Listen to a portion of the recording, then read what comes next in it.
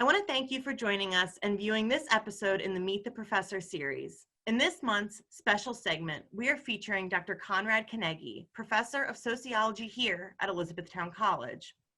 Dr. Kanagy will be giving an exclusive presentation titled Parkinson's, a Pandemic, Podcasting, and Prayer. Thank you so much for joining us today. Oh, I'm honored, Caitlin. It's a delight. Before we begin, I would like to share a little bit about Dr. Kanagy with you. Dr. Kanagy is a professor of sociology at Etown College, and he came to Etown in 1993. He is married to Heidi, and they have one son, Jacob, married to Sarah, and a 20-month-old grandson named Ezra, who I just learned lives pretty close to them. Dr. Kanagy teaches Discovering Society, and that's actually a class I took and absolutely loved. He teaches sociological theory, race and ethnic relations, sociology of religion, and criminology, among many other courses. He was diagnosed with Parkinson's disease 4 years ago and has even developed a course along with Professor Tamara Humbert that addresses aging, spirituality, and regeneration, looking at how the aging process can contain within it the seeds of new life and transformation. He has also recently, and this is really super exciting, launched a podcast entitled A Church Dismantled, A Kingdom Restored. This has reached listeners in 73 cities since May of 2020. It has been downloaded nearly 35,000 times. He also has a website entitled A Church Dismantled, a YouTube channel, and a live podcast that happens 2 days a week called Live at 3:45. This addresses issues with a live guest that's included Etown faculty, alumni, and students. He will also be releasing a book this fall entitled A Church Dismantled, based on episodes from the podcast. The podcast and book include reflections from sociology, his years of teaching, experience as a pastor, his lifelong struggle with obsessive compulsive disorder, and more recently, his diagnosis of Parkinson's disease. Launching the podcast, he says, has finally brought all of his disparate worlds together, and in some strange way, all of the disparate parts of his self together as well. Sometimes, he notes, it is only in the dismantling of our lives that we are finally saved and made whole. So without further delay, Dr. Kanagy, please take it away. Thank you, Caitlin. It's a delight to be here with you. And you were a terrific student too, by the way. And greetings to all of you alums. Just so happy to have the opportunity to greet you this morning. You are part of a great body of folks who have a particular way of seeing the world. I realized that again this year when we entered this pandemic and we were coming back in the fall, and I was thinking about how are we going to do, and I just had this clear sense that we were going to be fine, that the ethos of this community is such that I knew students would do what they needed to do to make it work, and we have. As you may have heard, we've been recognized by the CDC for our efforts, and the college has done well, and you're part of that service mentality, that ethos of trust and integrity, and so I just want to remind you of that and say I'm really honored to be part of you and to have any part of forming who you are. There's a lot of P's in what I'm offering here today, and I've added a couple even since. Pedagogy and pastoring, and I'm not going to touch on them all. And when I told my wife what I was doing this morning, she said, you have way too much material. And that's probably true, Caitlin. But I want to start by saying I dreaded turning 50. So I'm 56 now, but the fall before I turned 50, I was dreading it. And in fact, I had a sermon to preach about that on a Sunday, but the Saturday before I fell off the roof of my house and broke my hip. And some of you who are alums may remember you were in class with me, and I had to kind of, the last 2 weeks of the semester, work my way. We didn't have remote learning at that point, so you worked with me and we got through that. But that was really the beginning of a journey that I didn't anticipate was going to come. And now I look back, and I don't know if it was a premonition, I don't know what it was, but I really did dread turning 50. And it has been a journey for me now. But as I look back on the last 6 years, it has also been an incredible experience of transformation for me. I now, as Caitlin said, have been diagnosed with Parkinson's for 4 years. And I have a body that doesn't always do what I want it to do. It tremors all of the time. It reminds me continually that I am vulnerable, that I am broken, that I am weak. But I wouldn't go back and undo it. 4 years later, the first year I was full of rage and anger and tears, but I wouldn't go back at this point and undo it, because in so many ways I feel like I've become a different kind of person than I had before, and one that I am frankly more content with, more at peace with. and more grateful for the opportunities I have to be alive.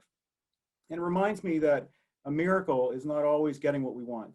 A miracle sometimes emerges as we live into it and as we adapt to it and as we become formed by the difficulties. Some of you as students are going to remember, as alums are going to remember, I've often said that suffering is our best teacher.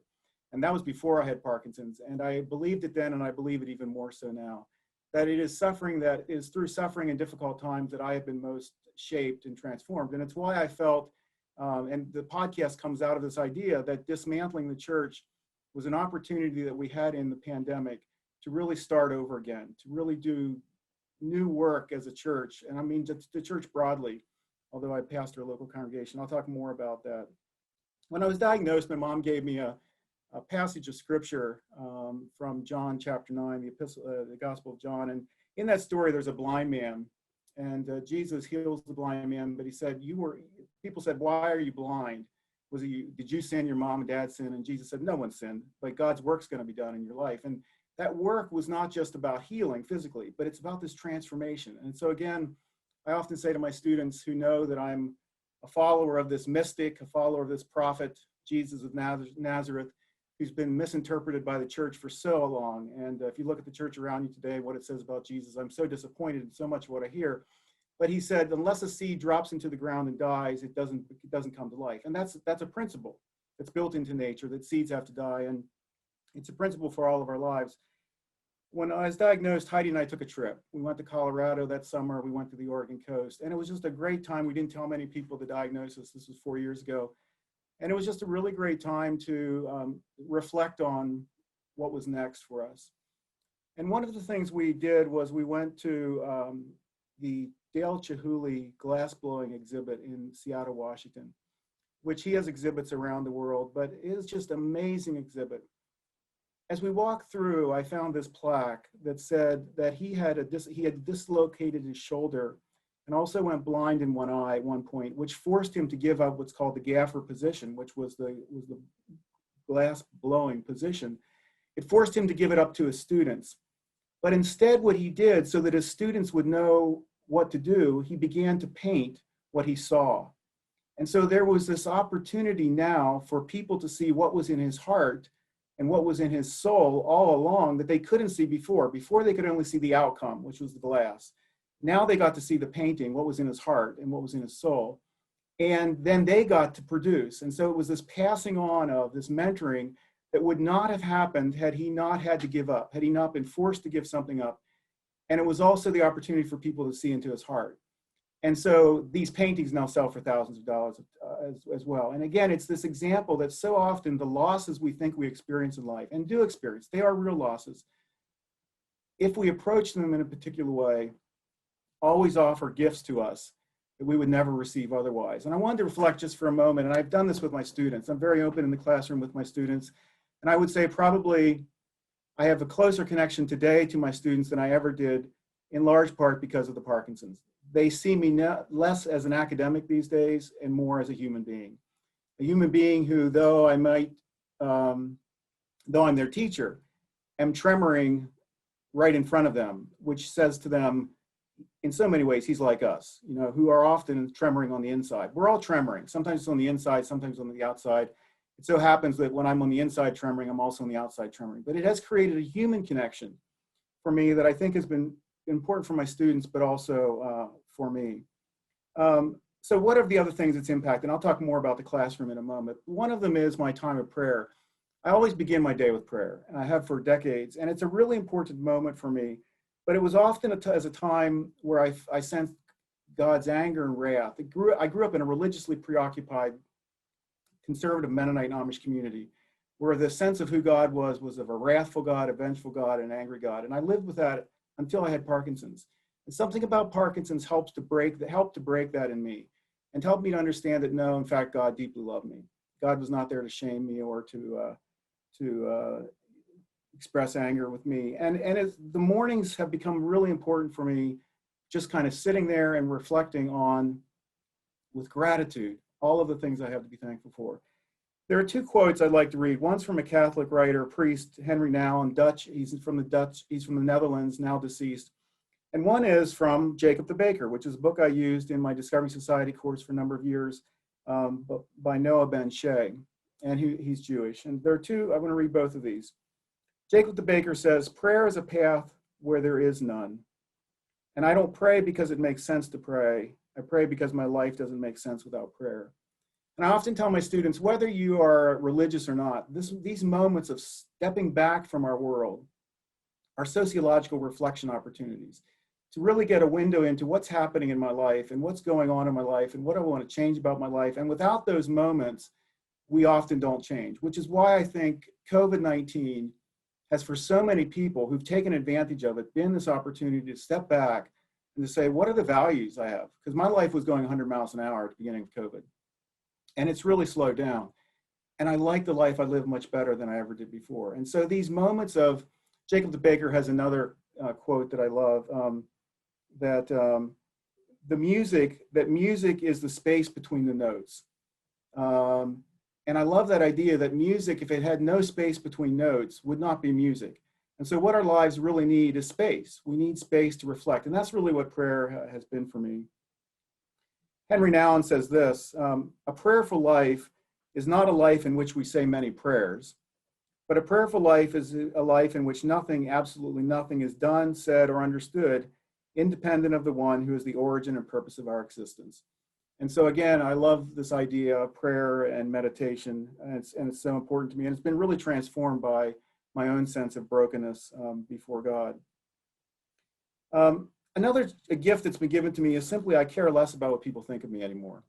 I'm very well aware that I have a horizon now ahead in my life. I don't know where that horizon is. The quality of life and health I have now is limited. I'm probably aware of that a decade or more earlier than many of my peers, because when I look at them and hear them talking, I'm aware of the fact that I think differently about life.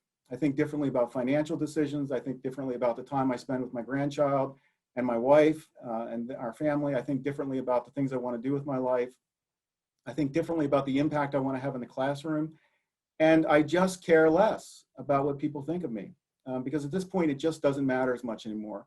Someday it's not going to matter at all. And so I'm getting closer to that day. And that has been really helpful for me. It has given me a sense of freedom that I never had before. Again, I grew up in a culture that was very conforming and you were expected to conform. And so to break free from that in my life as I have has been a huge step for me and a gift for me.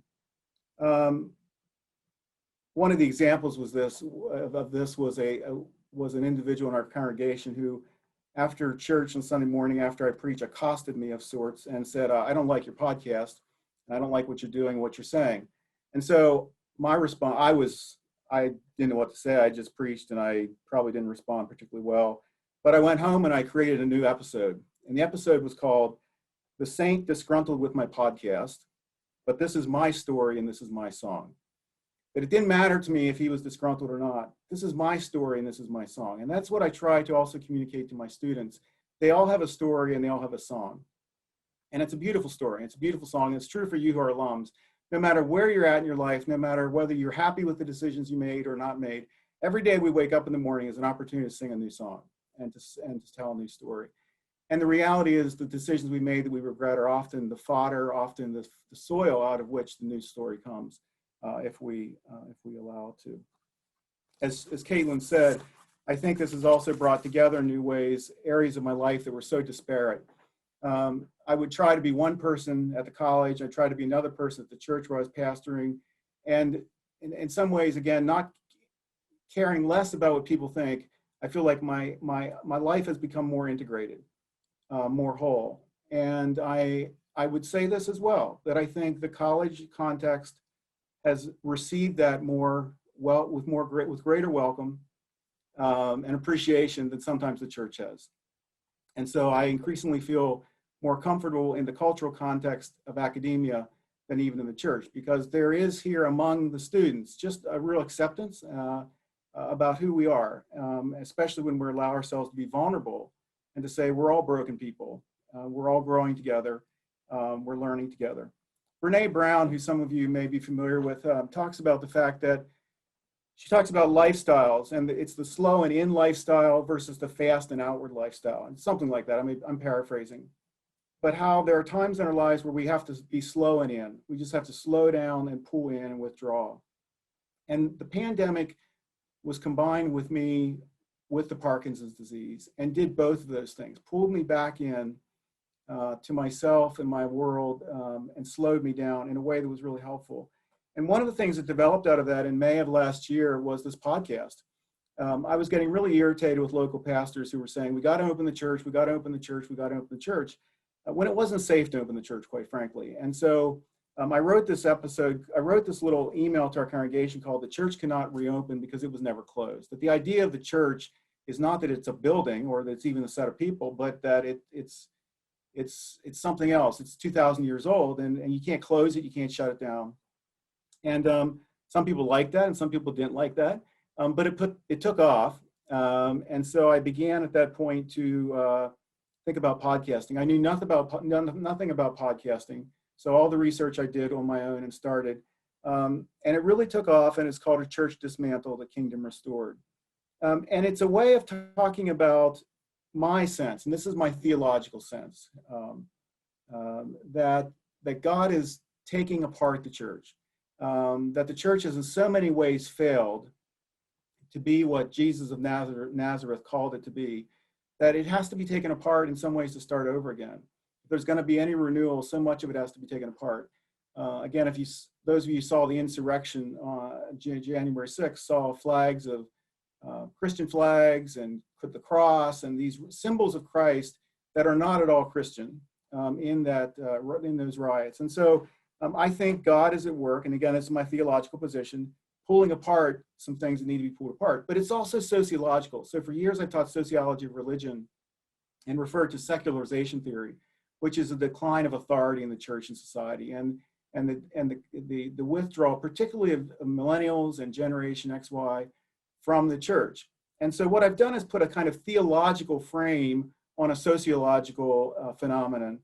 And it's attracted folks it's really been attractive to folks who are de-churched, who've left the church, who are unchurched, people of no faith, and people who are in the church but are kind of on the edges of the church. It's really reached a more marginal kind of group. And I'm not sure what I told you, but as of this morning, it was downloaded 35,000 times and in 73 countries and about 1,300 cities, Caitlin. So it has taken off much more than I had in any anticipation. And it's part memoir, it's part classroom teaching experiences, it's part ministry experiences, it's part my Parkinson's disease. And as you mentioned, for me too, a lifelong really torment with the depression really set off by obsessive compulsive disorder that had this religious preoccupation in which I was so often living a life that was tormented. My parents knew it, grew up in a culture they didn't know what to do with me, but I continued to go through life with those kinds of experiences. And so I reflect on that. I feel like I'm at a point in my life where if people can learn from what I've experienced, I don't want it to be ultimately about me, but I do want to be about passing on experiences that people can learn from. I am currently working on a book with an editor called "A Church Dismantled." It was to be my sabbatical project this fall, but it's already in progress. And so I'm working on a second book for the sabbatical. And working on, for the sabbatical, a podcast and probably a book on aging, spirituality, and regeneration. About the fall before I was diagnosed with Parkinson's, I was tremoring and didn't know what was going on. But I read a book about growing old at midlife, and it was transformative for me in thinking about, it was focused on regeneration. And the idea is that even biologically, it is possible to regenerate brain cells depending on what you do with your brain. That cognitively, if you exercise your brain, if you try new things like podcasting and other kinds of things, novel activities, you can actually regenerate brain cells, but you can also regenerate your emotions, your spiritual life.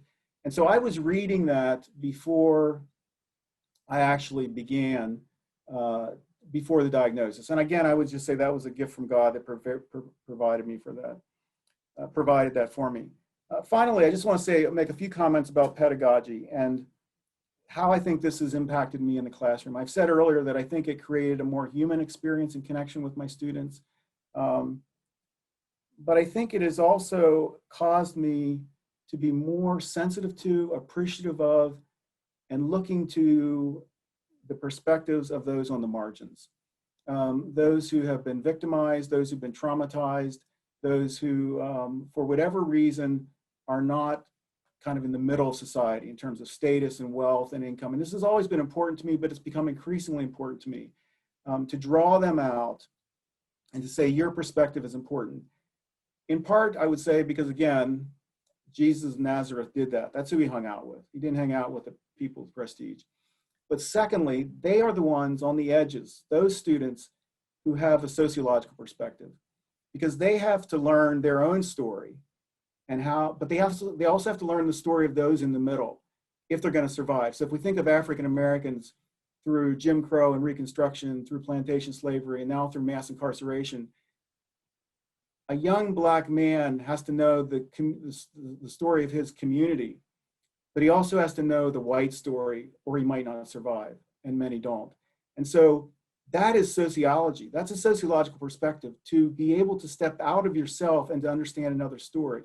Those of us who are in the middle, those of us who are most privileged, and typically those of us who are white, at least men who are white, are not forced, unless something happens to us to force us out of our own perspective to see someone else's perspective. It's why I validate the perspective of those on the margins more than those in the middle, because those on the margins can see beyond themselves. So if you travel anywhere in the world, and I spent time in a number of countries, they always know US culture and history better than we know their culture and history. Because in many ways, countries around the world have had to in order to survive. We haven't had to. And so the dominant culture in society always, from my perspective, is less interesting. And so I tend to focus on those on the margins. I also do a lot more with what I think are the benefits of sociology and a sociological perspective. And Peter Berger talks about these, and then I'll just wrap up, Caitlin. But he says sociology is useful because, he says this: the wisdom of sociology is that things are not as they appear to be. That we understand that there is a world beyond what appears to be, and as sociologists, we're always looking underneath that. I think that's also a human skill that has benefited me in many ways in my life, benefits me now, and benefits my students. He also talks about the need for humility, that a sociological perspective means that we step back from our worlds with humility in order to empathize with those who see things differently. So those are just a few things, Caitlin, and I'm gonna stop. But I appreciate the opportunity to have some reflections with the alums in particular, and with you this morning, and welcome any questions you might have. Thank you so much. That was that was awesome. I took down some notes here, if you wouldn't mind answering them. And Sure.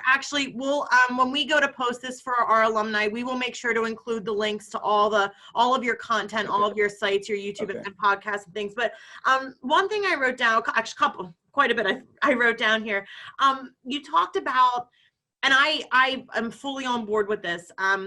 Since the pandemic, it's allowed us time to reflect and to value. You talked about our values and how it was a time for us to relook at our values and what we feel to be the most important. Can you talk about some of your values that have come out of the pandemic that you realize are even more important throughout your life? Yeah. One of the things that's come out is that there must be space within my life and margin within my life for me to be creative, for that which is within me that is, and there's creativity within all of us, Caitlin. All of us are born, again, my theological perspective is we all have the imprint of God upon us, and God was and is a creative deity. And so if we don't create margin in our lives, we will not be creative human beings. And that's the problem with modernity. Sociologists 100 years ago, Max Weber, Karl Marx 160 years ago, were concerned about that we would lock ourselves into what Weber called this iron cage of formal rationality and not be able to, we'd lose our sense of mystery, of what it meant to be human, and of our creativity. And I think COVID gave us a chance to get out of that rat race. And so I think time for creativity, also time with Heidi, time that I didn't take before, for us to be together and to be renewed together. We're planning some trips for this fall. Time with my grandson. But I think also saying no. Caitlin, I say no much easier than I did before. So I said yes to this, There's so many things I say no to because I realize now after 30 years of saying yes to them, they're in a dustbin somewhere. And Sure. so I just, people put a lot of pressure on all of us to do things, but I'm really asking more. The bar for me of whether I do something or not is much higher because everything I commit to is something I can't commit to. Sure. And at this point in my life, with a limited time frame ahead, I want to do everything I can do that frankly I want to do and feel called to do. So those would be some things that I'm thinking about. Yeah, that's awesome, Dr. Kanagy. That's great. You talked about, I kind of honed in on this, but you talked about you had a fellow church member come up and say to you that they did not like your podcast. So I guess my question to you is, thinking about all these things you value and how you talk with people and speak with people, how do you handle criticism, maybe now as opposed to 10 years ago? How do you handle criticism? Yeah. Oh, Caitlin, I don't know if I've grown in that area of my life. Yeah. I'm still pretty sensitive. Or yeah. I probably just don't. I'll say this. I choose not to engage as much as I used to. Okay. Because engaging with all the criticism takes energy that, again, I don't want to give. Sure. Again, I would just say this. It's my story. This is an old hymn. This is my story. This is my song. And that's the hymn of my life in some ways. If you don't like my story, go read another one. I mean, there are many books out there to be written and read. Right. And if you don't like my story, go write your own. But I'm not going to spend time defending my story anymore. I'm not going to spend time trying to help you understand my story because I think not that I don't care, Caitlin. Please don't hear that. But there are also enough people out there who resonate with my story that I want to share it with. So I'll tell you this. I went home yesterday for Mental Health Day. A home in which just a couple of days ago, I blamed for my bad mental health, by the way. The community I grew up in, not my parents, but the community I grew up in. I had this episode. And I also had an episode within the last week that I said, someone approached me and said that mental health is sin. And this is why. And if you would just do the right things. And so like I've been doing, maybe the way I deal with it is I just write an episode, Caitlin. So I wrote an episode called Mental Health is Not Sin. And I talked about it, that in a kind of tongue-in-cheek kind of way, but someone yesterday approached me and said, thank you for that episode. There's been so much depression and suicide in my family, and I left the church because they told me it was a sin. And so it's those people that are hearing what I'm saying. Sure. And so bless their hearts, that's who I want to talk to. Yep. And others can tune me out, and that's perfectly fine with me, Caitlin. Sure. I hear you. No, I hear you, Dr. Kanagy. And I kind of have one more follow-up question. I'm wondering, when you first were diagnosed, if it was harder to talk about then. I'm assuming it was, but how you've kind of gotten to this point where you're more you're comfortable talking about it. Yeah. What's inspired you to be more comfortable to talk about it, if that kind of makes sense? It does, and I think it's a couple of things. One is that I have a dear wife who wants me to be very open about this. I have friends whose spouses, partners do not want them to be open about it. If Heidi said, don't talk about this and don't make it part of your life, I would say, I did an episode called Don't Let Parkinson's Define You, because that's what I've heard from people. Don't let it define you, don't live above it. And I'm saying there's no way in the world I cannot let this impact me and define me in some ways. Yep. And if I don't embrace that, I'm going to lose an opportunity. And so I think for me, recognizing that this is an opportunity to encourage other people has been helpful. And being open and honest about it creates space for other people to be open and honest about their stuff. And so then we get to have a community where we're much more open and honest about who we are as human beings than trying to just hold it all together and look perfect. That drives me crazy. Yeah. And so I am so grateful for Heidi, who has said, I want to know what's changing. Don't cover it up. Tell me what's changing. And who also acknowledges that this is having an impact on my life. And so I've announced my retirement from church roughly for the end of the year. Okay. And Heidi said, you have to do this. Like, I see what's happening to you because of the stress there in ministry, and you need to step back. Well, I'm so grateful because I had lunch again with someone who has Parkinson's yesterday who said, that he spent way too long doing things that he shouldn't have been doing, and now he regrets it. And so I think having support around me that says, we understand what you're going through, we want you to be honest about it. And I would also say just this campus. I have received nothing but support, nothing but care, nothing but affirmation. You know, I've been here 28 years and I'm so grateful for this place, Caitlin. It's been a gift from God. Yeah. And so I love the people here. I love the students. I love my colleagues and the staff. So yeah. That's awesome. Well, and Dr. Kanagy, one more thing I just wanted to mention, something that I found so profound in what you said was, when you were talking about experiencing tremors, and you said that we're all internally experiencing some form of a tremor, whether it's physical or mental. I just got to tell you, that was very profound to me, and I appreciated that for sure. So thank you. Yeah. Thank you. And everyone sees when I am, so. Well, Dr. Kanagy, I can't thank you so much again for joining us today and allowing us this insider's view of your research. I appreciate, I think most of all, your vulnerability and your ability to talk with us about these things. So like I said, after this presentation, we will provide the links for all of you to view and access Dr. Kanagy's content. It is totally worth checking out. So Dr. Kanagy, thank you so much again for joining us today. Thank you, Caitlin. Peace.